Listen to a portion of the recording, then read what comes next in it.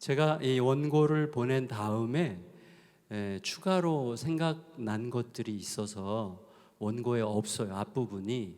그래서 양해를 해주시면 감사하겠습니다. 앞부분을 제가 찬찬히 말씀드리고 뒷부분은 원고에 있으니까 그냥 나중에 읽어보셔도 되지 않을까 싶습니다. 일단 이미 다 아시는 것을 한 번 더 확인한다면 오늘 이 주제가 복음의 포괄성인데, 복음의 포괄성은 어제 얘기됐던 복음의 우선성 혹은 복음의 유일성에 이제 기초 위에서 이야기되는 거잖아요. 그래서 유기성 목사님께서 어제 그걸 목회의 본질이라는 차원에서 좀 뼈아프게 언급해 주셨던 것 같습니다. 그래서 다 아마 여운으로 남았을 거라고 생각하는데, 병들고 왜곡되고 부패한 개인의 영성이 사실은 정신을 차리고 제자리를 찾으면 된다는 거죠. 그 말씀에 전적으로 동의할 수밖에 없죠. 그래서 그 전적으로 동의가 되는 그 말씀 위에서 포괄성의 이야기가 전개될 수 있을 텐데, 일단 목회자들인 우리가 내가 가르치고 말하는 대로 살면 된다. 이건 너무나 분명하죠. 한마디로 우리가 말하는 복음이 우리에게 진짜인가가 이제 핵심인데, 진짜가 될 때만 이루어질 수 있는 이야기라는 말 앞에서 여러분은 절망감을 느끼시는지 아니면 어떤 희망을 느끼시는지 어떤 순간적으로 그런 생각을 해봤는데, 저 자신에게도 묻게 됐는데, 우리 복음이 우리 자신에게 진짜가 될 때만 이루어질 수 있는 이야기라는 이 너무나 엄연하고 분명한 사실 앞에서 물을 수밖에 없게 되는 거죠. 그래서 이 말씀, 누구도 동의하지 않을 수 없는 이 말씀 앞에서 우리는 어떤 생각을 해야 될까라고 생각하면서 저는 이렇게 묻게 됐습니다. 어디까지가 진짜고 어디까지가 진짜가 아닌 걸까? 이렇게 우리가 물을 수 있지 않겠습니까? 그러니까 어디까지가 병든 거고 어디까지가 질병의 증상이 하나도 없이 건강한 건가? 이렇게 물을 수 있겠죠. 우리 안에서 과연 그 구분이 가능할까요? 이렇게 묻게 됩니다. 우리는 어느 정도는 병적 증세를 가진 채 건강하게 활동하죠. 우리 어제 개회에 인도하신 이재훈 목사님이 굉장히 힘든 중에 그래도 힘있게 뭔가를 전달을 해주셨는데, 또다시 이제 아파서 병원에 가신다는 얘기를 들었는데, 그런 상황 속에 우리는 끼어 있는 거죠. 항상 그러니까 어느 정도 병적 증세를 가진 채로 또 건강하게 활동할 수 있고, 또 질병에 시달리는 동안에도 회복의 여지를 항상 가지고 살아가는 거죠. 그러니까 그 사이의 스펙트럼은 거의 무한대죠. 여러분, 영적인 대각성은 완전하게 깨끗한 사람들을 통해서 일어난 게 아니잖아요. 그렇죠? 여전히 못나고 모순적인 우리 죄인들을 통해서 하나님께서 일으키시는 하나님의 사건이죠. 그래서 그것에 대한 기대감이 우리에게 있는 것이죠. 그러면 우리에게 조금 더 좁혀 들어와서 우리의 개인 영성이 병들었다는 것과 병에서 놓여서 깨끗해졌다는 것 사이에서 우리들의 상태가 어느 정도여야 비로소 부흥의 임계치에 도달할 수 있다고 우리는 얘기할 수 있을까요? 엄연히 말하자면 우리는 결코 알 수 없습니다. 그렇죠? 이걸 알 수 없는 이야기죠. 하지만 알 수 없다고 해서 우리가 가만히 있을 수는 없잖아요. 우리가 여기 왜 모였겠습니까? 이 변화를 꿈꾸면서 모였죠. 우리 모두는 너무나 목이 마릅니다. 따라서 저는 이 시간에 이 복음의 포괄성이라고 하는 너무나 복잡하고 난감해서 어떻게 보면 손에 잡히기 어려운 복음의 포괄성을 우리가 목회적으로 표현하고 목회적으로 추구한다고 할 때 사실은 어느 만큼 어디까지 어떻게 또 어느 정도의 밸런스를 잡아가면서 우리가 뭔가를 할 수 있을까요? 그거 굉장히 막연하고도 너무나 복잡한 이야기라고 생각이 됩니다. 그렇지만 이렇게 복잡하고 난해하고 난감하고 그래서 좀 손에 잡히기 어려운 이 거대한 담론이 어떻게 우리들의 손발로부터 시작될 수 있겠는지를 저는 고민하고 여러분과 함께 공감할 수 있으면 좋겠다는 생각을 좀 하게 됩니다. 먼저 이렇게 저는 생각이 됐습니다. 저희 교회가 사용하고 있는 큐티집의 지난 주일, 요즘 본문이 요한복음인데 지난 주일 새벽 본문이 요한복음 15장이었습니다. 참 포도나무 비유였는데 그날 아침에 좀 생각하게 됐어요. 그저께죠. 다행히 아까 오후에 이규현 목사님께서 목자와 양의 관계, 포도나무와 가지의 관계를 말씀하시는데 그때 저는 이 말을 해도 된다고 하나님께서 허락하시는구나 라고 좀 다행스럽게 좀 느끼게 됐습니다. 하나님의 관심은 열매, 그 본문에 보면 열매는 많지 않지만 열매가 없지는 않지만 열매가 있다고 말하기도 어려운 어떤 가지에 관심이 있으세요. 열매가 없지는 않아요. 그렇지만 열매가 충분하다라고 말할 수 없는 어떤 가지를 향하는 하나님의 마음을 보여주세요. 그래서 열매를 더 얻게 하려고 이렇게 표현하죠. 열매를 더 얻게 하려고 어떻게 하시죠? 열매를 더 얻게 하는 길은 깨끗하게 하시죠. 깨끗하게. 그런데 무엇으로 깨끗하게 하는가라고 우리가 질문하게 될 때 예수님께서 이렇게 대답하시죠. 너희는 내가 한 말로 이미 깨끗하였느니라 이렇게 말씀하시죠. 그러니까 예수님의 그 말씀을 우리가 어떻게 이해합니까? 우리는 이미 그의 말씀으로 깨끗해졌고 또 그의 말씀을 통해서 계속해서 깨끗해져야 한다고 우리는 쉽게 그렇게 우리들에게 받아들일 수 있을 거고 저는 그게 정확할 거라고 생각합니다. 그래서 예수님께서 이미 목욕한 사람은 발만 씻으면 된다 이렇게 말씀하신 적도 있죠. 그래서 저는 이렇게 이해하고 싶었습니다. 열매가 맺히려면 우리들의 그 영적인 혈관을 통해서 이 말씀이 들어와서 우리의 몸을 움직여야 되잖아요. 제가 아마 여기 계신 우리 동역자 여러분들 전부 다 아실 건데 설교를 통해서 성도들이 바뀌기가 어렵다. 우리가 바뀌기를 기대하고 또 어떤 사람들이 와서 목사님 너무나 은혜 받았어요 이렇게 변했어요 라는 간증을 가끔씩 하지만 사실은 굉장히 드물거나 혹은 인사치레일 가능성도 있다고 생각합니다. 사실은 설교를 통해서 성도들이 말씀을 은혜를 받았다고 하는 것은 동의할 수 있다. 굉장히 내가 새로운 걸 느꼈다. 오늘 감동이 됐다. 마음을 움직였다는 정도지 사실은 그들의 삶을 변화시킨다는 것은 완전히 새로운 차원의 문제라는 생각이 들어요. 그러니까 말씀이 관통해야죠. 사실은 말씀이 우리들의 영적 혈관을 뚫고 들어와서 내 몸을 움직일 때 사실은 변화가 시작되는 것 아니겠어요? 그러니까 성도들이 변화를 경험할 때는 항상 말씀이 그를 관통하는 거죠. 그러니까 영적인 혈관을 타고 들어와서 내 손발과 몸을 움직일 때 이제 비로소 변화가 시작되는 건데 그런데 문제는 뭐죠? 우리가 알듯이 문제는 우리들의 혈관이 막혀 있다는 거예요. 저는 우리들의 혈관을 가장 많이 막고 있는 게 저로서는 존재 증명의 욕구라고 생각했습니다. 저는 내 존재, 내가 누군가, 내가 어떤 존재냐 하는 것들을 입증하려고 하는 이 자리도 저에게는 엄청난 시험의 자리죠. 왜냐하면 여기서 뭔가 저희 사투를 벌여야만 하는 자리죠. 내가 내 존재를 말하려고 하는지, 내가 복음을 이용해서 내 존재를 말하려고 하는지, 아니면 정말 복음을 말하고 싶은 건지에 대하여 엄청나게 사투를 벌여야만 하는 굉장히 위험한 자리라고 생각합니다. 그러니까 그 혈관을 이런 것들이 막고 이 쓰레기들이 막고 있는 거죠. 그래서 아주 왜곡된 내 자존심, 자기 존재 증명의 욕구, 자기가 드러나려고 하는 열망, 그리고 굉장히 고집스럽게 어떤 왜곡된 어떤 신학적 전제들 이래야만 되라고 하는 나의 어떤 편향된 어떤 생각들, 내가 너보다 더 옳다라고 전제하고 생각하려는 모든 악한 습관들이 모든 영적 혈관들을 막고 있잖아요. 그런데 이 말씀이 들어오지 못하는 거죠. 대부분 이 전제 앞에서 다 떨어지거든요. 우리가 갖고 있는 전제 앞에서, 우리가 가지고 있는 욕망 앞에서, 내가 가지고 있는 나의 프레임 앞에서 오던 말씀이 전부 다 떨어지거든요. 이게 이제 우리들의 가장 위험한 상황이라고 생각할 수 있겠습니다. 그래서 저는 이거죠. 이 너저분한 것들로 막혀있는 우리들의 영적 혈관에 말씀의 최우선성이 이런 방식으로 적용돼야 된다고 생각하는 거죠. 그러니까 내가 헤아려지고 내 전제에 들어맞지 않고 내가 이해되지 않는다고 할지라도 말씀이 그 어떤 경우에도 내 모든 생각보다 훨씬 더 우선이고 훨씬 더 유일하게 옳고 선하다는 사실이 압도적으로 나에게 들어와서 이 모든 것들이 이해되지 않아도 헤아려지지 않아도 내가 받아들이기 싫어도 나를 뚫고 들어와야 되는 거죠.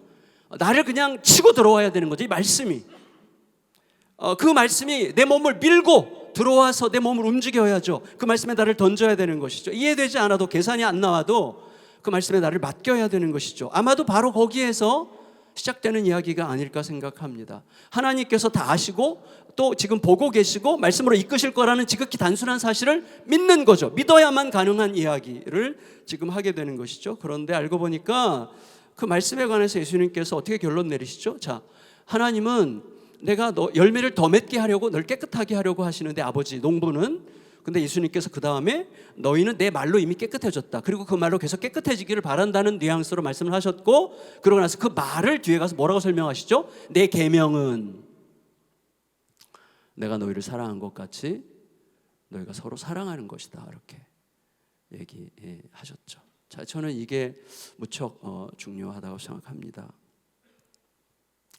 여러분, 저는 이렇게 말씀드리고 싶고 아마 대부분이 동의하실 거라고 생각하는데, 우리들은 여기 어떤 선긋기를 위해서 모이지 않았습니다. 그렇죠? 선을 지우기 위해서 모인 것도 아니죠. 주님을 향한 우리들의 사랑이 어디까지가 진짜인지를 묻고 싶어서 우리가 여기 있다고 생각합니다. 근본주의는 선을 너무 많이 걷잖아요. 자유주의는 선을 너무 많이 없앴잖아요. 그 와중에 여러분, 이 논쟁을 이제 지난주에 어떤 몇 분이 모여서 막 이렇게 막 서로 대화하는 중에 우리 사도행전 묵상 지필진 중에 한 분이 목사님께서 그분 교회 성도님이 앤드라는 필명으로 이제 쓰시는 묵상집을 내시고 동화도 쓰시는데 그분의 동화책을 소개해 줬어요. 4월 달에 출간될 거기 때문에 지금 소개할 수 없지만 그분이 저자에게 허락을 받아서 사용해도 좋다면서 파일을 보내주셔가지고 오늘 여기 오신 분들에게 함께 동화책을 읽어주라고 그래서 제가 여러분에게 오늘 동화책을 친절하게 읽어드리도록 하겠습니다. 이 내용이 우리에게 좀 적절했거든요. 여기 한번 띄워줘 보시겠어요? 그 동화책을. 선 이야기인데 저기에 원래 한 번 더 다음 페이지에 선 이야기에 선 하나가 그어졌습니다. 선은 물과 땅을 나누었다. 생명이 번져 갔다. 사람들은 물을 보았다. 하지만 있는 그대로 바라보지 못하였다. 각자의 시선으로 선을 그었다. 물은 흘러야 해. 흐르지 않는다면 물이 아니야. 물은 파란색이어야 해. 파랗지 않다면 물이 아니야. 사람들이 그은 선으로 물은 잘려나갔고 물이 점점 줄어들고 있죠. 물은 차가워야 해. 차갑지 않다면 물이 아니야. 수많은 선들이 그어졌다. 물은 작아지고 작아졌다. 어느새 물은 사라지고 땅만이 남았다. 생명이 마르고 죽어갔다. 그제서야 사람들은 제멋대로 그은 선들을 지우기 시작했다. 차갑지 않은 물도 있어. 화산 지역에는 물이 뜨거워지거든. 그래서 선을 하나 없애니까 물이 생겼죠. 파랗지 않은 물도 있어. 비 오는 날에는 물이 회색으로 보이거든. 선을 지우는 만큼 물이 다시 넓어졌다. 흐르지 않는 물도 있어. 겨울에는 물이 얼거든. 사람들은 선을 계속 지웠다. 선을 지우는 것이 포용이고 선한 일이라고 생각했기 때문이다. 물이 넓어지는 만큼 땅은 줄어들었다. 이제 처음에 선 하나만 남았다. 사람들은 그 선마저 지웠다. 마지막 선이 지워지자 물과 땅의 경계가 사라졌다. 물이 땅을 덮었다. 생명이 잠기고 죽어갔다. 잠겨가는 세상을 보며 사람들은 말했다. 마지막 선은 남겨두어야 했구나. 그 한 줄만은 절대 지우지 말았어야 했어. 당신께서는 금을 그어 넘지 못하게 하시고 다시 돌아와 땅을 덮지 못하게 하셨습니다. 시편 104편 9절 말씀이죠. 에필로그에서 참 정리를 잘했어요. 에필로그만 보면 선긋기가 폭력이 되고 죽음이 되는 것을 보았다. 선을 지워나가기 시작했다. 그러다 어느 지점에서 나는 지우기를 머뭇거렸다. 그 선마저 지워지면 세상이 지워질 것만 같았다. 결코 지워지면 안 되는 선, 세상을 지탱하는 선을 나는 인정할 수밖에 없었다. 신이 그은 그 선의 이름은 사랑이다. 선이 만들어내는 폭력과 선이 무너지는 혼란이 뒤섞인 시대를 살아간다. 수많은 선이 그려지고 지워진다. 어떤 선을 지켜내고 어떤 선을 허물어야 할까? 사랑을 넘어서는 기준을 나는 아직 찾지 못하였다. 저는 무척 중요한 또 좋은 동화책을 썼다고, 동화책이라고 할까요? 어른들을 위한 동화책이라고 할 수 있겠는데, 그래서 저는 이 사랑 이야기로부터 잠깐 시작하는 게 좋겠다는 생각이 들었습니다. 왜냐하면 결국 복음은 사랑 이야기죠. 하나님의 처절하게 찢기고 피 묻은 그러나 너무나 아름답게 빛나는 사랑 이야기죠. 그 사랑의 주인공이신 예수님의 사랑 이야기죠. 내가 너희를 사랑한 것 같이 너희도 서로 사랑하라고 말씀하신 그 사랑, 내가 너희를 사랑한 것 같이가 우리에게 어디까지 진짜인지, 사실은 진짜일 수 없죠. 우리에게는 우린 절대로 진짜일 수 없는 존재들이죠. 그러나 어디까지 그 사랑이 나를 치고 들어와서 나에게 한순간이라도 진짜 됨을 표현할 수 있을까가 우리들의 과제라고 할 수가 있겠습니다. 그래서 첫째로는 사랑이 전부죠. 그러니까 이 사랑이 전부라는 것에서 사랑의 유일성, 사랑의 우선성, 사랑의 최우선성을 이야기할 수 있을 것 같습니다. 사랑이 모든 것을 완전하게 하죠. 존재와 존재의 모든 행동들은 사랑 위에서만 생물이 아니라 생명이 됩니다. 부정적으로 보면 제 안에서, 우리 가정에서, 세상에서, 모든 문화적인 표현들에서, 그리고 이 자리에서 사랑을 뺀다면 즉시 사막과 지옥이죠. 우리가 여기 존재해야 될 이유가 한 개도 없습니다. 긍정적으로 말하면 지난 2월 24일에 아이유가 신곡을 발표했죠. Love Wins All이라는 노래를 발표했는데, 사실은 그 영감은 괴테로부터 왔습니다. 괴테의 인생의 결론이 사랑이 살린다였죠. 여러분, 살리는 그 사랑은 어떻게 표현됩니까? 내 안에서 뭔가가 죽어야만 살리는 사랑이 나가죠. 내 안에서 뭔가가 죽어야 되는 거죠. 우리 목회의 여정과 삶에서 무언가가 우리의 삶에서 무언가 결정적인 변화가 일어난 적이 있다면, 내 안에서 결정적인 뭔가가 제대로 죽음으로써 주님의 그 사랑이 반짝거리면서 순간적이나마 진짜가 됐을 때 바로 그 순간에 어떤 변화가 일어났던 게 분명합니다. 그게 우리들의 진짜 사건이죠. 나의 죽음과 함께 작동하는 사랑만이 나와 너와 우리와 세상의 변화를 위한 유일하고 최우선적인 능력이죠. 여러분, 한 선교 전략 회의에서 이집트 선교사님이 이렇게 얘기했다는 이야기를 지난 주간에 들었는데, 그분이 첫 마디를 이렇게 얘기했대요. 우리가 사랑이 없지 전략이 없습니까? 이렇게 얘기했대요. 우리가 사랑이 없지 전략이 없습니까? 두 번째로, 사랑이 되려면 사랑에는 필연적으로 타자성이 있어야 됩니다. 그죠? 타자성이 없는 것은 사랑이 아니죠. 이 타자성, 나 외에 나의 타자들을 향하는 사랑의 본질적인 속성 때문에 사랑의 포괄성이 생기는 거죠. 그게 곧 복음의 포괄성의 근거죠. 사랑은 절대로 혼자 할 수 없습니다. 그래서 하나님이 삼위 하나님이신 이유죠. 타자를 향한 기꺼운, 자발적인, 행복한 자기 희생이 사랑이죠. 여러분, 우리들의 자기 희생이 억울하고 힘겹지 않으려면 나를 완전히 내어주어도 전혀 아깝지 않을 만큼, 나를 완전히 내어주어도 충분히 괜찮을 만큼 흘러넘치는 넉넉한 사랑이 지금도 여전히 나를 향하고 있다는 사실을 내 속에서 믿어야만 되는 것이죠. 결국 우리들은 하나님을 안 믿어요. 너무나 많은 경우에. 그게 우리들의 문제의 핵심이죠. 그 믿음을 소망으로 우리는 사랑하게 됩니다. 그리고 세 번째로 뭐냐면, 사랑은 넘쳐 흐르지 않으면 사랑이 아니죠.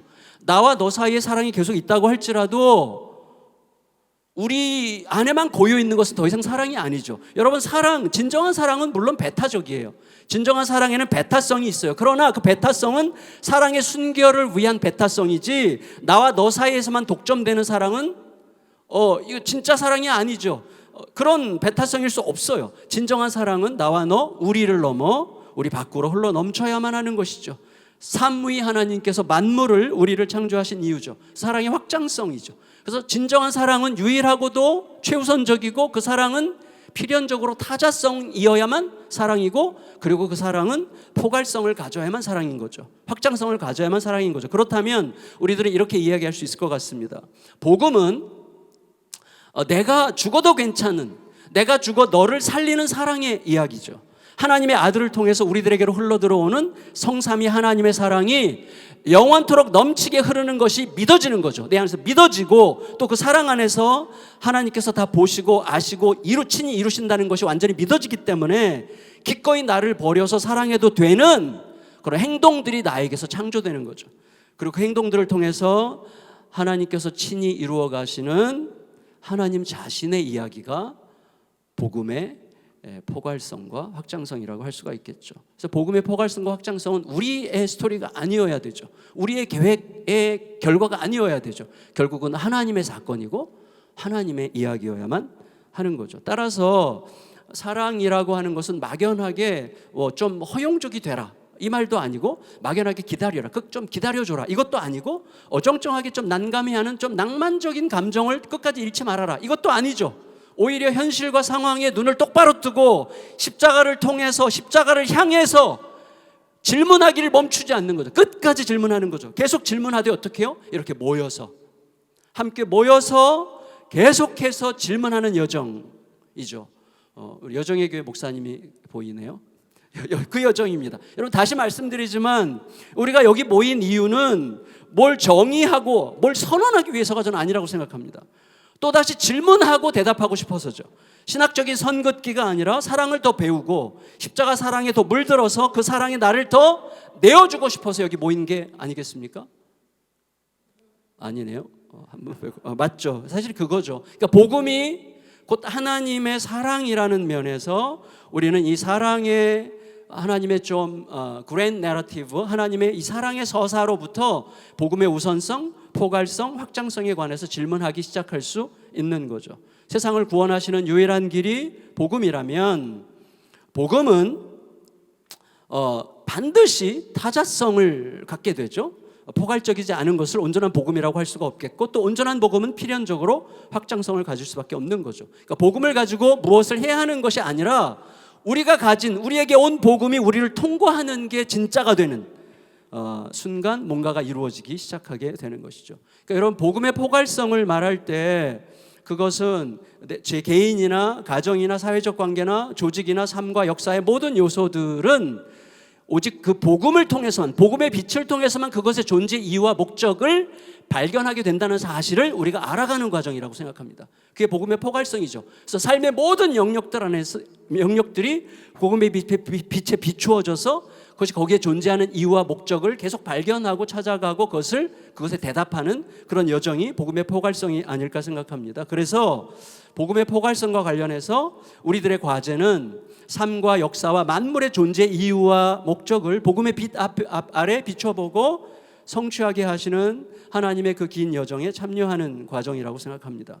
곧 복음의 빛으로 내 삶을, 이웃을, 마을을, 도시를, 세상을, 만물을 다시 향하게 하시는 하나님의 선교를 발견하고 그것에 우리를 지혜롭게 내어드리는 거죠. 그러니까 대화 공동체가 너무나 필요한 거죠. 요약하면 우리는 하나님의 선교 혹은 온 세계를 향한 하나님의 목양, 저는 하나님의 목회라는 말을 참 좋아하는 편인데, 온 세상을 향한 하나님의 이 목양을 발견하고 거기에 기쁘게 참여하도록 각 지역교회를 기반으로 부름받은 거죠.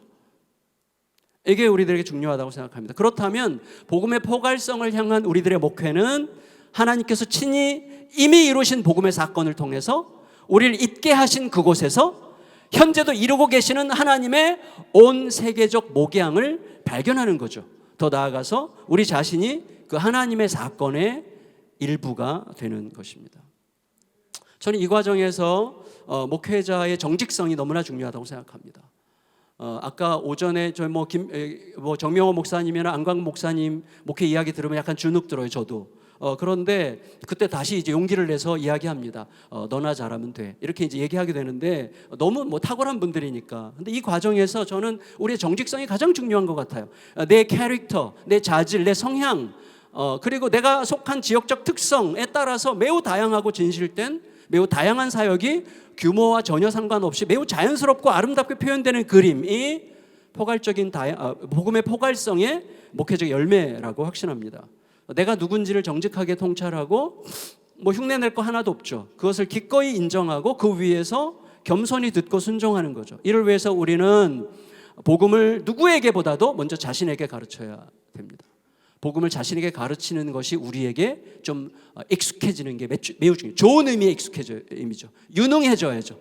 복음을 자기에게 가르치기에 무척 유능해져야 된다고 생각합니다. 그리고 복음이 우리를 둘러싼 모든 환경들에 어떻게 연결되는지 지속적으로 질문하고 대화하고 행동하도록 이끌림을 받아야 한다고 생각합니다. 이 복음의 포괄성은 지금 어제 오늘 계속 반복적으로 얘기됐지만 저로서는 개인적으로 센터 처치의 도움을 좀 받았는데, 센터 처치에서 그런 부분이 있잖아요. 역사적인 배경에 따라서 교단 신학적인 특성에 따라서 뭘 좀 더 중요하게 생각하거나 혹은 덜 중요하게 생각하거나 뭘 과대하게 확장하거나 뭘 과소하게 강조하는 이런 신학적 지향성들이 모든 목회 현장과 모든 교단 신학에 다 있죠. 각각의 독특한 신학적 지향성이 있지만 모든 신학들이 결국은 예수 그리스도를 지향하고 있다고 믿어야죠.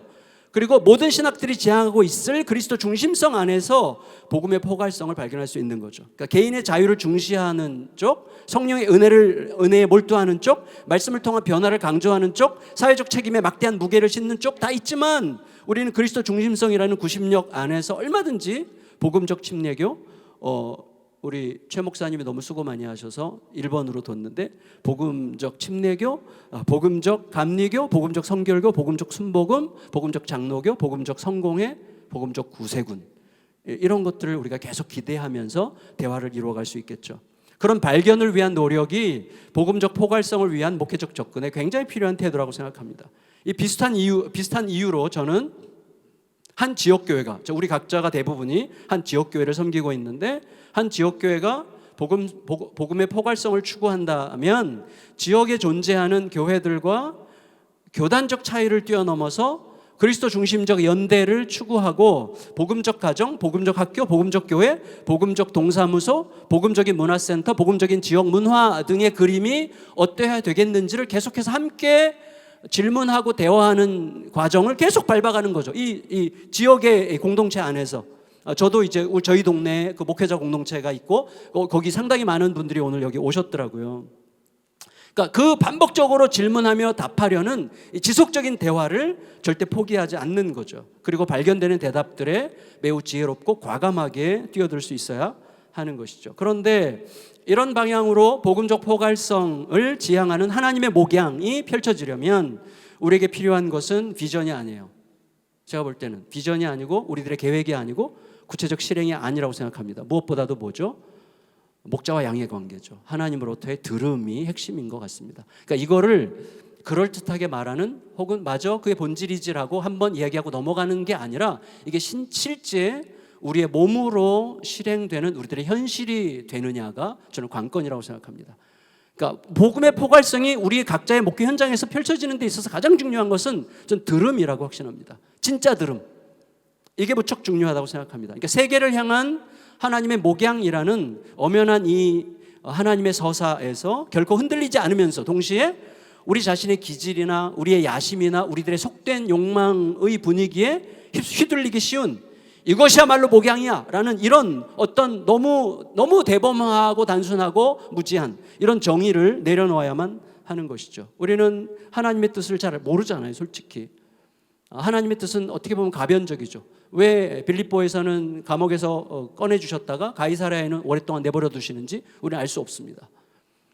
그래서 가변적인, 또 언제 어디서 어떻게 이루어질지 모르는 하나님의 뜻에 대하여 계속해서 쉬지 않고 귀를 기울여야만 하는 거죠. 분별하게 하시고 참여하게 하시는 들음과 이 들음에 대한 과감한 대답이 결국 복음의 포괄성을 향한 우리들의 합당한 태도라고 할 수 있겠습니다. 제가 그래서 조심스럽게 한 지역교회 이야기로 복음의 포괄성을 향한 목회 이야기를 나누면 좋을 것 같아서 사실 저희 교회 이야기를 하려고 했는데 그냥 스쳐 지나가겠습니다. 사실 제 경우에 가장 중요한 건 이거예요. 제가 이제 전통적인 70주년 된 교회 담임 목회를 하다가 너무 강한 감동이 와서 개척을 해야 되겠다 생각하고 맨 땅에 한번 헤딩을 해보는 쪽으로 이제 개척을 그때 그렇게 고상한 마음은 아니었고 쫓겨나지 않으려면 개척을 해야 되겠구나 이렇게 이제 생각을 한 면도 있는데 어쨌거나 교회 개척이 결정됐을 때 제가 처음으로 기도하면서 받은 기도응답이 이거였어요. 참 엉뚱하고도 선명한 울림이었는데 한국교회를 걱정하지 말거라. 이게 제 기도응답이었습니다. 한국교회를 걱정하지 말거라. 근데 그게 저에게는 즉각적으로 해석됐어요. 뭐냐면 주제 넘게 굴지 말거라 이거였고 마을의 교회가 될 여기 한국교회를 걱정하고 조국교회를 위해서 헌신하시는 분들을 제가 지금 폄하하는 게 아니고 저에게는 적어도 그러한 무모한 야심이 많은 존재였기 때문에 하나님께서 저에게 주신 메시지라고 생각이 됩니다. 주제 넘게 굴지 말고 마을의 교회, 동네의 교회가 되면 좋겠다 이런 하나님의 뜻으로 해석이 됐습니다. 여러분 결과가 모든 것을 말하게 하는 결과주의의 병폐에 갇히지 말아라 그 말이죠. 결과에 신경 쓰지 말라는 말씀으로 들렸어요. 하나님과 소통하는 과정이 하나님께 귀 기울이고 하나님께 대답하는 모든 과정이 목회가 되게 하는 그래서 모든 결과가 주님의 결과가 되게 하는 그런 목회를 좀 펼쳐보면 어떻겠냐라고 저는 해석이 됐고 지난 올해 8월 달로 15주년인데 제가 47에 개척을 했거든요. 그래서 지난 15년 동안 그렇게 하려고 좀 어느 정도 몸부림을 했다고 생각이 됩니다. 그래서 동네 교회로서 동네의 필요성에 물으면서 참 모델을 워싱턴 그 세이비어 교회를 모델로 삼아서 열심히 달려갔지만 실패했어요. 사실은 생각보다 좀 새가족들이 조금 생각보다 많이 몰려오니까 금방 정신을 잃고 성장과 관리 쪽으로 달려갔습니다. 그 와중에 번아웃을 경험했고 회개했고 다시 교회 본질에 질문하게 됐고 말을 걸어오시는 주님께 더 귀를 기울여야 되겠다라고 생각을 하게 됐습니다. 그래서 하나님께서는 당신이 펼쳐가시는 온 세계적 목양의 한 지역교회를 어떻게 참여시키는가, 저에게는 무척 들음의 시스템을 만드는 거였어요. 듣자. 제 자신이 그래서 그때부터 목숨 걸고, 목숨까지는 안 걸었던 것 같아요.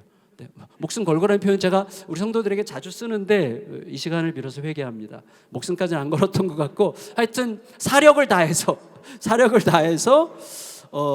듣고자 했어요. 저는 사실 그쪽이랑은 거리가 먼 사람이었는데 계속해서 아침마다, 그래서 저에게 있어서는 큐티라는 형식이 그렇게 중요한 건 아니겠지만 큐티를 통해서 아침마다 오늘을 향한 하나님의 음성을 듣는 게 저에게는 생명처럼 귀중하게 여겨졌어요. 그래서 무모할 만큼 좀 감동이 되는 대로 무조건 저지르자, 이쪽이었어요. 무조건 저지르자. 왜냐하면 나보다 크신 하나님을 믿기로 결정하는 거죠. 내가 헤아리지 않아도 괜찮다. 이제 이쪽으로 계속 지난 15년을 달려오게 됐던 것 같고, 그리고 하나님은 나보다 훨씬 더 똑똑하시구나, 이거를 이제 완전히 확인하게 됐습니다.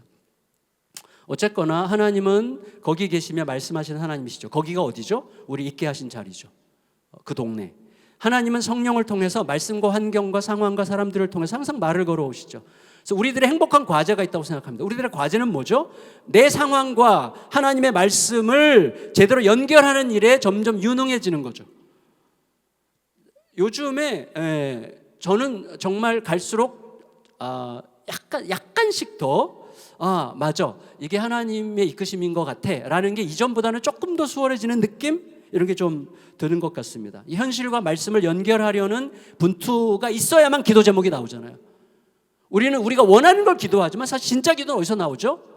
하나님께서 주시는 그의 말씀과 나의 현실 사이에서 이 두 가지가 어떻게 연결되는지를 사투를 벌이면서 하나님 앞에 갈망할 때 기도 제목이 나오는 거잖아요. 그리고 그 깊은 기도 속에서만 우리들은 순종할 수 있어요. 기도를 하면서 하나님의 뜻이 조금씩 밝혀질 때 과감하게 순종할 수 있잖아요. 그래서 유진 피터슨이 한길 가는 순례자에서 그렇게 얘기했잖아요. 깊은 기도가 없이는 긴 순종은 불가능하다, 이렇게 얘기했죠. 여러분, 그래서 저는 2009년 8월 달에 원래는 잠시를 꿈꾸다가 사실은 친구의 권유로 좀 맨 땅에 헤딩할 수 있는, 하나님을 더 전적으로 좀 하나님께 더 손을 벌릴 수 있는, 하나님을 의지하자면 안 될 것 같은 환경으로 가는 게 필요하다. 나 같은 잔머리를 굴리는 사람은 그런 환경이 필요하다. 그래서 이제 살인의 추억 경기도 화성으로 이제 갔어요. 그래서 이제 거기서 이제 세 가정과 함께 내려가서 이제 바닥에서부터 시작해 보려고 했고, 이 과정을 계속 밟으면서 알게 됐어요. 하나님은 거기 계시며 말씀하시고, 하나님은 나보다 더 똑똑하시고, 하나님 모든 걸 알고 이끄시면서 나의 내일을 아시는 분으로서 오늘 나에게 말씀하시기 때문에 내가 오늘 그분과 소통하면 나의 내일을 위한 걱정은 내려놔도 된다는 말씀이 내일 일을 염려하지 말라는 주님의 말씀이었다는 사실을 조금씩 더 알아가게 되는 것 같습니다. 그 여정이었어요. 그러니까 저는 어떻게 보면 목회가 굉장히 무책임해 보이고 성실하지 않고 널널하고 그리고 막 사력을 다하지 않고 정말 최선을 다하는 분들 보면 늘 좀 미안하고 죄스럽고 그래요. 저는 교회도 잘 안 가고 그러면서 그냥 주님께만 대답하려고 약간 지금 과장하고 있는 걸 용서해 주시기 바랍니다. 그런데 그냥 목회가 되더라고요. 그래서 저는 전적으로 좀 고백할 수밖에 없는 게 하나님이 하나님의 목회를 하시는 거구나. 그러니까 나는 하나님의 사건에 잠시 올라타는 거구나. 그러니까 엄청나게 담대할 수 있고 그리고 엄청나게 자유로울 수 있는 이 비밀이 그 안에 있구나, 이런 사실을 조금씩 깨닫게 됩니다. 그래서 저희 교회 자체도 좀 듣는 구조로 바꿔서 교회 전체 우리 전 성도가 함께 주님 앞에 듣는 기도회를 이제 매년 연말에 했고, 코로나 이후로 못했는데 올해부터 다시 시작하는데, 그래서 성도들이 함께 귀를 기울여 내년도에 우리 교회가 집중해야 될 사역이 무엇인지를 함께 듣는 시간을 가져요. 그리고 이제 그거를 그 다음에 집중하는 방식으로 교회 전체를 움직이는 과정을 거쳤고, 그다음에 우리 교육자 회에서도 제일 중요한 게 우리가 보통 2시간에서 2시간 반을 모이는데 토요일마다 30분 정도 교육자 미팅을 하고 2시간은 서로 소통을 하는 시간이에요. 마음 이야기하고 또 서로 좀 들으려고 하죠. 서로 경청하는 그런 시간을 갖습니다. 저희 그건 당회도 똑같고 목회기획팀도 똑같아요. 항상 모이면 회의는 저 뒷전이고 먼저 항상 서로 들어요. 어떻게 살았는지를 듣는 그런 문화가 이제 어느 정도 형성이 된 것 같습니다. 들음의 문화가 무척 중요하다. 그래서 서로에게 듣지 않으면 하나님께도 들을 수 없다. 그래서 서로에게 듣고 하나님께 듣고 하는 문화가 형성되기를 굉장히 기대하고 있고요. 근데 듣고 나서 들은 것을 즉각적으로 대답하기 위해서는 몇 가지 신앙적 기초들이 필요하다는 것을 알게 됐어요. 그 몇 가지가 여기 적었는데 들음 후 대답하기 전 자신에게 가르쳐야 될 신앙적 기초들이라고 저에게 알려진 것들이 있는데, 첫째는 이건 다 읽어보시면 좋겠습니다. 2분밖에 안 남아가지고 읽어보시고요. 그래서 하나님께 대답을 한 결과 사실은 그래서 제가 저도 지금 여기 저희 교회 부교육자님들도 계시지만 저는 지금도 가장 정말 원하는 게 빨리 내려놓는 거예요. 진심으로. 그래서 이게 어떻게 이렇게 왔는가? 뭐 저의 개인적인 기질이나 연약함도 있겠지만 이 교회에 대한 그 지분 의식이랄까 이런 게 거의 없게 된 것 같아요. 근데 그게 이런 여정을 통해서 하나님께서 형성하시지 않았을까 이런 생각을 슬쩍 좀 해보게 되는데요. 저 같은 사람은 워낙 연약하기 때문에 그 과정이 저에게 필요했다고 생각이 됩니다. 그래서 거의 저희 교회 지금 대부분의 모든 사역은 큐티 적용이에요. 말씀 읽고 적용하고 또 함께 묻고 함께 대화하면서 이게 맞는가 확인하면 가고, 그러면서 형성이 됐고, 저희 교회 지금 외국인 근로자 예배들 뭐 세터민 예배, 장애인 예배 이 모든 것들 그런 예배들이 무척 여러 가지가 있는데 그 모든 예배들도 거의 다 우리가 시작한 게 아니에요.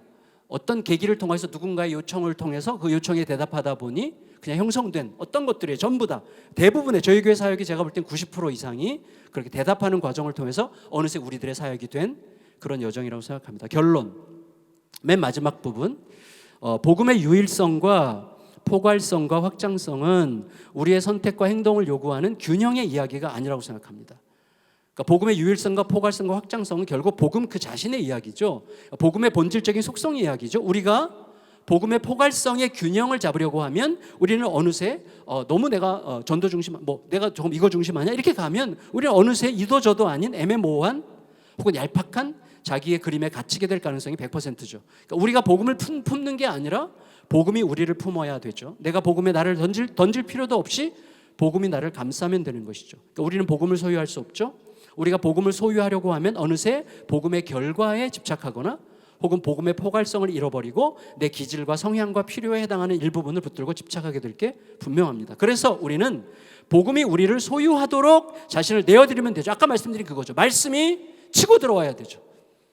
나의 수많은 내 전제들이 너무 많죠. 프레임이 너무 강하죠. 나의 고집, 나의 전제, 내가 더 옳다는 전제, 나의 어떤 가장 강한, 저 같은 경우는 가장 강한 내 자존심, 내 존재가 인정받아야 된다고 하는 그 강렬한 욕구, 멈추지 않는 존재 증명의 그 열망, 이것을 치고 들어와서 이게 그냥 그 앞에서 그냥 밀려나야 되는 것이죠. 그래서 내 몸을 움직일 때까지 치고 들어오게 하는 게 너무나 중요하죠. 그래서 우리는 복음이 우리를 소유하도록 자신을 내어드리면 되는 거죠. 이를 위해서 성령을 의지하여 날마다 자신에게 복음을 가르치기를 쉬지 않으면 되고, 복음의 자신을 적나라하게 비춰보면 되고, 이렇게 함께 모여서 나의 복음과 너의 복음을 솔직하게 나누면서 서로 연결 지어보는 게 너무나 중요하죠. 말씀을 마칠게요. 저는 그걸 꼭 여러분과 공감하고 싶은데, 저는 이미 유기성 목사님께서 이제 계속 이렇게 유기성 목사님의 그 이야기를 저도 굉장히 여러 번 여기저기서 들었는데, 그 갈망의 열매로 저는 예측되거나 혹은 기대되는 것은 기도와 말씀이잖아요. 결국 기도와 말씀이 아니고서는 변화 일어나지 않는데 이미 기도 운동과 말씀 운동이 시작됐잖아요. 저는 프로페사 이거 엄청 중요하다고 생각이 돼요. 갈수록. 그리고 적어도 목회자들의 자기 고백적 학습 대화 공동체가 너무나 필요합니다. 말씀을 중심으로 한 목회자들의 작은 자기 고백적 학습 대화 공동체를 여기저기서 하나님께서 많이 만들고 계세요. 지금 거기에 여러분 적극적으로 참여하는 게 너무 중요할 것 같고, 그 다음에 그 공동체가 동시에 기도의 공동체가 되는 거죠.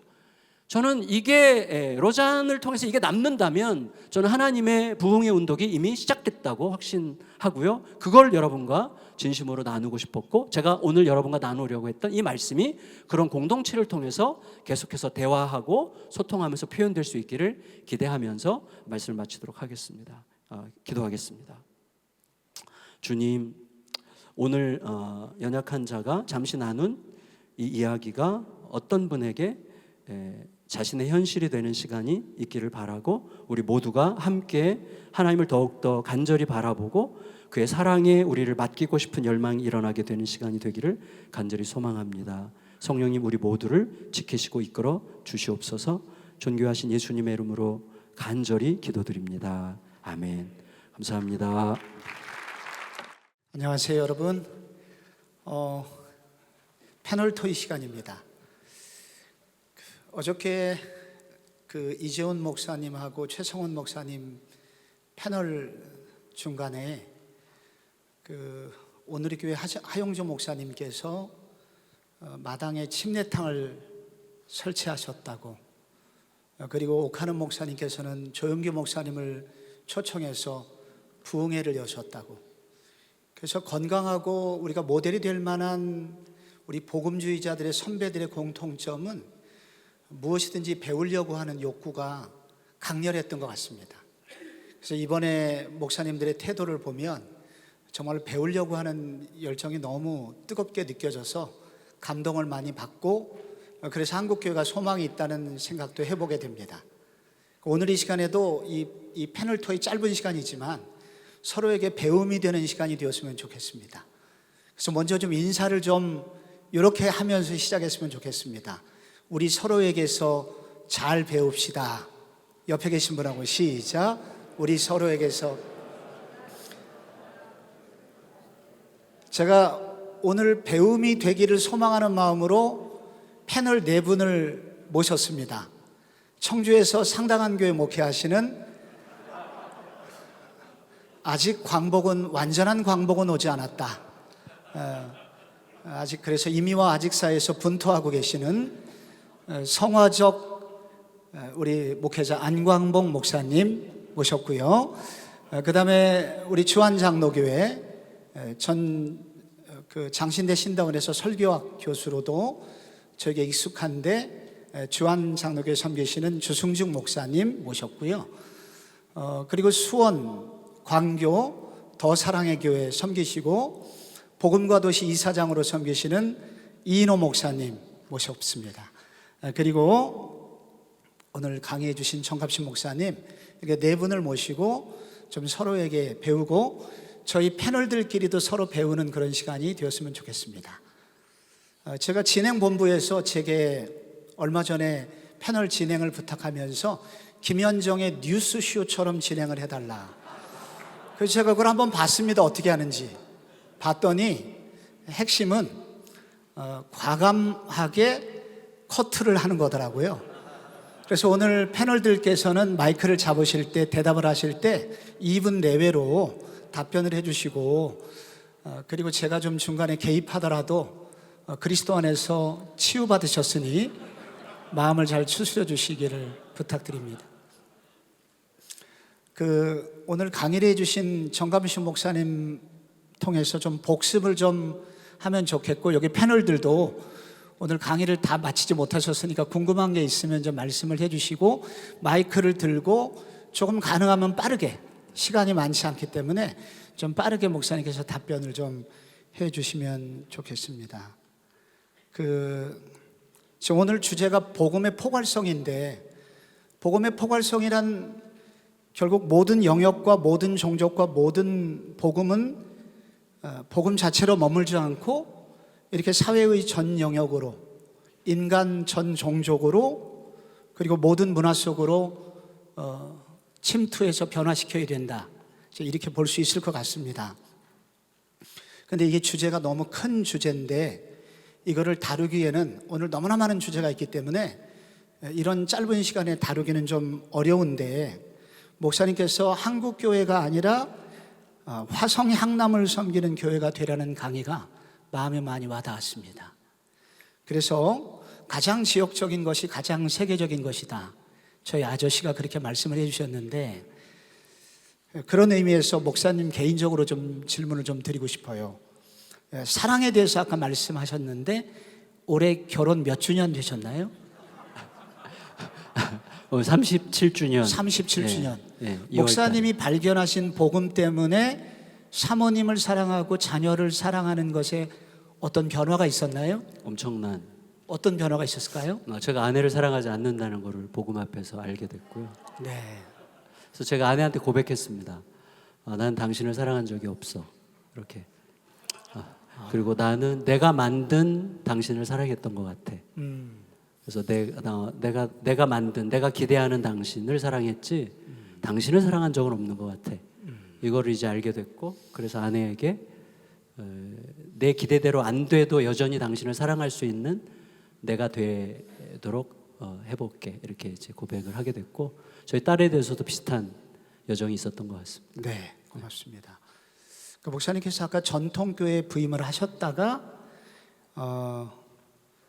그래서 그 화성의 개척을 하시게 됐다는 말씀을 넘어가셨는데, 목사님이 쓰신 책 대답하는 공동체에 보면 전통교회 가서 스트레스를 많이 받으셨고, 그것도 잠을 못 이룰 지경에도 있었다, 이제 그런 말씀을 하셨는데, 그런 과도한 스트레스 가운데 결국 교회를 사임하는 과정 가운데서 만난 예수님, 그 예수님은 어떤 예수님이셨습니까? 예수님. 그때 상황을 조금만 설명해 줄 수 있습니까? 네. 일단 예수님을 만났다기보다도 저의 실체를 만나서 예수님을 만나게 된 것 같아요. 그러니까 저의 실체가 복음 얘기하고 예수님 얘기하고 하나님 나라 얘기 엄청 많이 했지만, 사실은 결국 깨닫게 된 것은 하나님에 대한 사랑이 전혀 없었다고 말할 수는 없지만, 오히려 하나님의 사랑을 이용해서 나를 사랑하는 쪽이 좀 더 강했다는 사실을 이제 알게 됐고, 이제 제 우울증 끝에 모든 사람에게 칭찬을 받는 자에게 화가 있다는 예수님의 말씀이 가슴속으로 들어오면서, 내가 이렇게 사람들의 칭찬과 인정에 목말랐기 때문에 여기까지 왔구나. 그래서 내 존재를 인정받고 증명받는 게 나에게는 내가 숭배하는 대상이었구나라는 생각을 하고, 그때 이제 회개하면서 예수님이 빛나더라고요. 그때 내가 어떤 존재인지 실체가 깨달아지니까 예수님의 그 너무 아름답고 존귀한 그 예수님이 가신 그 순환의 길이 너무 존귀하게 느껴지면서 그때 많이 울었던 기억이 납니다. 아유, 고맙습니다. 제 목사님을 제가 CTCK라는 우리 건강한 복음적 분립개척 교회 운동을 하는 본부에서 목사님하고 이제 제가 8년 10년 가까이 교제를 하는데, 제가 목사님을 개인적으로 느낄 때 천상 목회자다 그런 느낌도 받지만, 때로는 참 우리 목사님의 명석함 때문에 교수님 같다 그런 느낄 때가 있습니다. 여기서 교수님이란 좀 부정적인데 쉬운 얘기를 어렵게 한다. 그래서 굳이 한국말로 해도 되는데 그래 굳이 영어나 헬라어로 하듯이 그렇게 느껴질 때가 가끔 있습니다. 오늘 그렇게 느끼시는 분들도 계셨을 것 같아요. 할렐루야. 네, 그래서 오늘 목사님의 교환 중에 복음의 포괄성과 관련 우리의 과제는 삶과 역사와 만물의 존재 이유와 목적을 복음의 비달에서 비춰보고 성취하게 하시는 하나님의 여정에 참여하는 거다. 곧 복음의 빛으로 만물을 다시 향하게 하시는 하나님의 선교를 발견하고 그것에 우리를 지혜롭게 내어드리는 거다. 굉장히 뭔가 있는 것 같아요, 이게.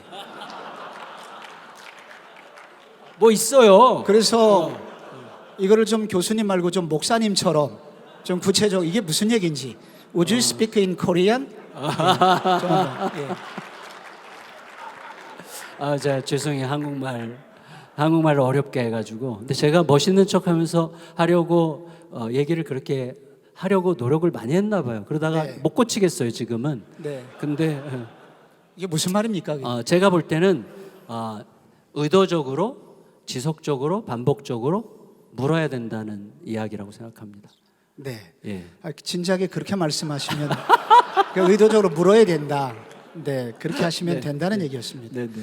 이인호 목사님께서 정갑신 목사님하고 오랫동안 친구로 지내셨던 것 같습니다. 목사님에게 복음은 무엇인가요? 저는 제가 정갑신 목사님을 사랑하게 된 게 복음인 것 같아요. 사실 이분하고 처음 만났을 때 나하고 너무 달라가지고 엄청 싸웠거든요. 근데 지금은 이분이 왜 이렇게 사랑스러운지 모르겠어요. 자랑스럽고 사랑스럽고 이제 이게 복음의 능력이 아닌가 이런 생각. 복음의 능력일 뿐만 아니라 오늘 주제가 복음의 포괄성인데 네. 차별 없는 복음. 그렇죠. 네, 이런 분도 사랑할 수 있다. 이제 물론 내가 이분을 차별할 뭐 그런 것은 아니고, 네. 네, 뭐 저에게 있어서 그 아까 사랑 얘기했는데 제가 예수님 처음 만났을 때 가장 감동적이었던 것은 제가 어떻게 저 형제를 사랑했지? 했던 순간들 정말 나에게 상처를 준 그때 제가 주님이 너무 멋있었어요. 네. 아, 이렇게 놀라운 주님이신가? 근데 그것이 이제 계속적으로 제 삶 속에서는 아까 말한 것처럼 복음의 어떤 포괄성의 한 부분이 있고, 사실 그 핵심은 저 자신에 대한 거였던 것 같아요. 폐결핵으로 굉장히 인생의 밑바닥으로 쓰러지고 아무것도 하지 못해서 나를 긍정할 수 없을 때 있는 모습 그대로 나를 긍정해 주시고 사랑, 그 믿음으로 일어났을 때 회복되고, 내가 그 안목으로 성도들을 바라보게 되고 그야말로 형편없는, 예전에 제가 열정으로 충만할 때는 진짜 젊은이들에게 그렇게 살아서 되겠냐는 어떤 그런 외침들이 굉장히 많았는데 복음 안에서 그들을 진정으로 사랑하게 되고, 이것이 이제 제 목회의 어떤 변화였고, 그 한 영혼에 대한 가능성을 또 오카노 목사님한테 배우면서 그렇게 복음 안에 빚어진 한 사람이 얼마나 멋있을 수 있는가, 이런 것들을 통해서 저의 목회의 어떤 그 포괄성, 이런 부분들은 아마 그 사람 중심으로, 그러면서 그것들이 점차적으로 결과로 나타나는 이런 여정이 아니었나 싶습니다. 네, 고맙습니다. 결국 이제 복음의 포괄성은 우리가 복음의 사회적 책임으로 전진하게 되는 것인데, 특별히 우리